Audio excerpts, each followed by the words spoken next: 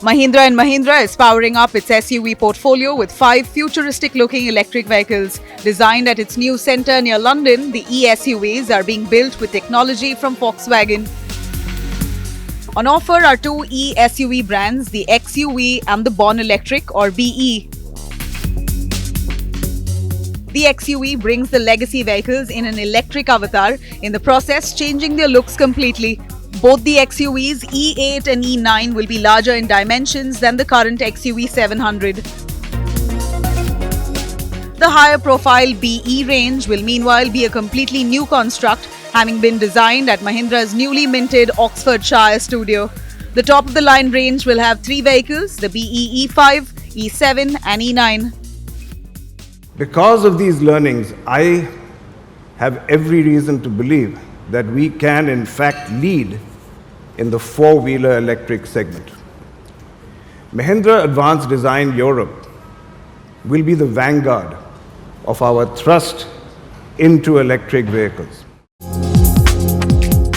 The big features: L2 Plus automation, which translates into adaptive cruise control, lane centering control and other adaptive driving features. The e-SUVs will also be connected via 5G technology, enabling occupants to control home and other appliances from the vehicle. The 5 vehicles will support relatively powerful engines, promising an output of between 227 to 390 horsepower. The company is betting on long-range efficiency and performance in its electric portfolio. The first launch, that of the XUV E8, is planned for December 2024.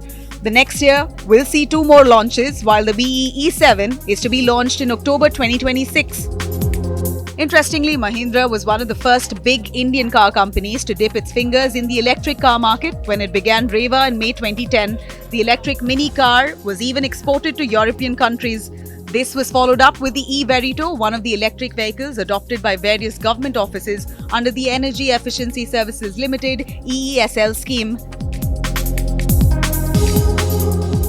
The company, however, lost traction, falling behind to supercharge Tata drive to capture the Indian market with its Nexon and other models. However, with both companies announcing their futuristic models to be launched over the next few years, the stage is all set for a battle of equals. It's not just Mahindra and Tata. Ola Electric has also made a big revelation earlier this week. Bhavesh Agarwal has said an Ola electric car will hit Indian roads by 2024 and will offer a range of 500 kilometers on a single charge. The company's debut electric car is likely to be an electric sedan with a Tesla-esque roofline, judging by the teaser shared this week. It will be interesting to see how this EV is priced and what it eventually means for India's electric revolution. It looks like the EV revolution is here. Why is young India so keen to break the ice, pun intended, and switch over to electric? Is 2022 the right year to invest in an electric vehicle? Now, to answer some of these questions, I'm joined by 2 young tech geeks on the show. Arun Vinay, co-founder at Exponent Energy, previously at Ather, and Akshay Singhal, founder and CEO at Log9. Guys, thanks so much for joining us on Tech Today. Thanks, Ayush. Thanks for having us. It's totally a pleasure. Thanks for having us here. Now, everyone seems to be talking about EVs, and I've noticed that a lot of those conversations come to a grinding halt when you talk about range anxiety and charging infrastructure. So no anxiety for us over here. We're going to address these things. Arun, I'm going to start off by asking you, 6 months ago, if we had this conversation, the technology behind EVs, the ecosystem has developed so much. It's grown in leaps and bounds. So even today, in August 2022, when we're not even halfway there, there's a long way to go. But what do you think is really holding back EV adoption in India as we speak? Yeah, thanks, Ayush. I think when we started Ather in 2013, right? I think back then, people didn't even believe EVs could be better, right? I think back then people thought EVs were this mobility toy to go buy groceries for the old guy, right? And in some sense, our objective back then was to change that image. And today, if you look around in every segment, people believe EVs are better, right? They drive faster, they got more torque, no vibrations. What's not to love, right? But I think what's holding back adoption is everything around energy, right? Questions around where do I charge? How long will it take? Will my battery last? Who's financing all of this, right? And it's the fairly connected problem of batteries and charging and how they work together. And we believe that's what needs simplifying. And a lot of companies like Log9 and us are focusing on that, right? Today, if you look at the Indian context, right? And this is true for many segments, and it's true for someone who's buying an Ather, would assume a very premium segment. They are parking at home. It's not true, right? Most of India doesn't park at home. We don't have the ability to park and charge overnight, right? Most of India parks on the roads, right? A large part of India cannot afford large batteries, right? Unlike a Tesla or a passenger car focused for the European market, where the price points are 4 to 5x out of India, you can afford 400, 500 kilometer range batteries. So I think all of this put together, while India believes they want to go electric, the two things we need to solve for. We need to solve for an energy ecosystem that works for India, which is basically smaller batteries that I can top up more frequently and more flexibly on a public refueling ecosystem, right? So sort of get in, recharge, like refuel, and keep going. That's what's needed to unlock many segments in India, specifically the commercial vehicle space and a large part of the passenger vehicle space. Given that electric scooters hog the headlines for all the wrong reasons, dousing fires, literally, what I wanted to ask you was, if we are to go into next summer, because everyone spoke about tropical climates and how battery packs were faulty, and maybe they want checks and balances in place, battery management systems weren't all right.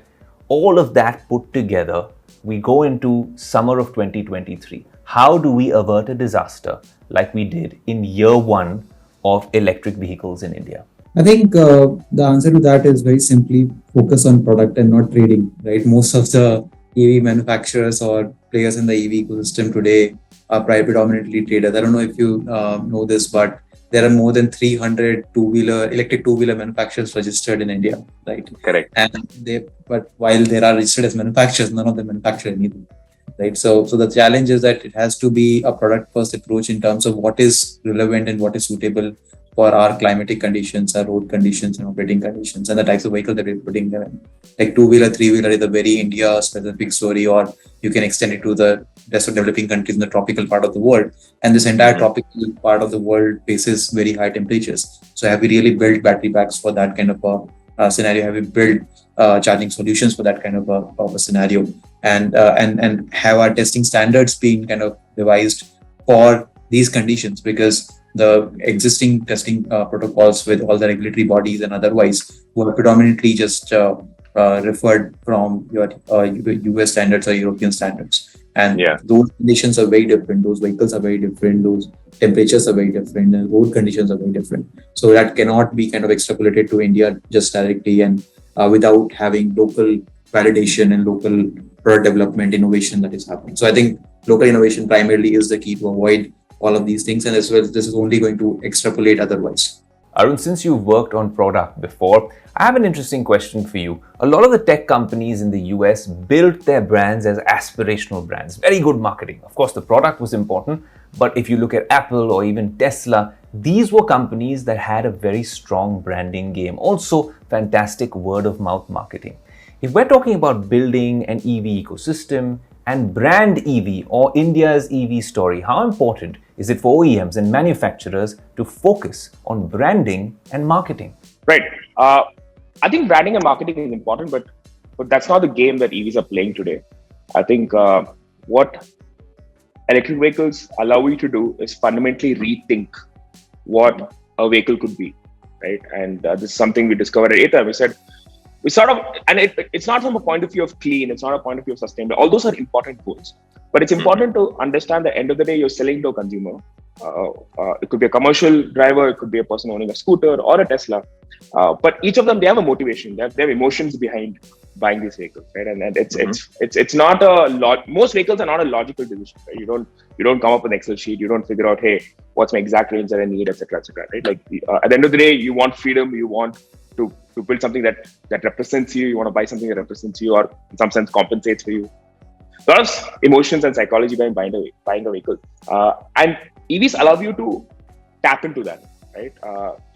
You want a faster car, you want a car that's lighter, you want a car that's sleeker, you want a car that's more powerful in torque and pickup, right?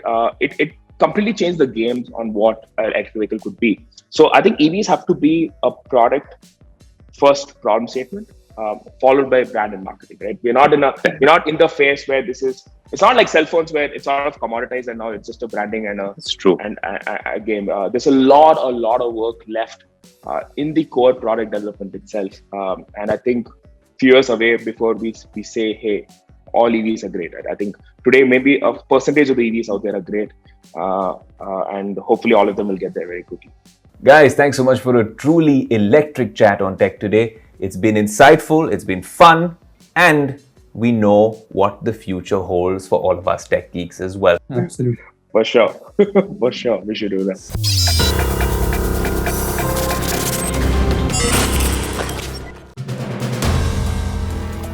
If you like the video, do like, comment, share and subscribe.